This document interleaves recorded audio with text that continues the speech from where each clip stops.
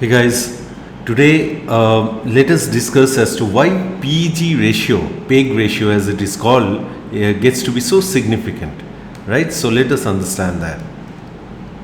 So generally people like low PE stocks, and because low PE is an indicator of undervaluation, right? So undervalued stocks has potential to yield better returns. So that's the thought, right? That's why people love to have low PE stocks.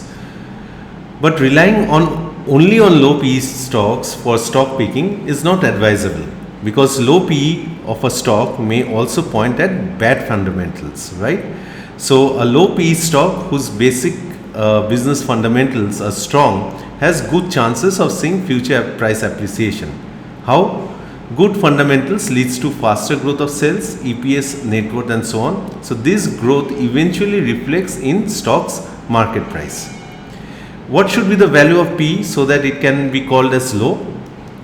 As per Benjamin Graham, who wrote the book The Intelligent Investor, it shall not be more than 15. So current price should not be more than 15 times the average earnings of the past 3 years. So this has been the suggestion which has been placed by Mr. Benjamin Graham. According to him, the maximum a stock's P ratio should go is between 10 to 15.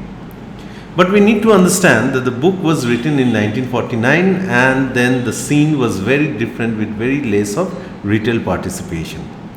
And today's experts no longer sees high PE as a bad thing, because high PE could be an indicator of reliable future growth on account of being an indicator of high demand for the stock, right? So we need to understand that even at high PE multiple, potential higher future growth rates make a stock undervalued, right? So the essence we are trying to understand is how to comprehend the PE number and the growth rate number to understand if the stock is undervalued or not. So this is where PEG ratio comes into play. PEG is defined as price equity ratio divided by future growth rate.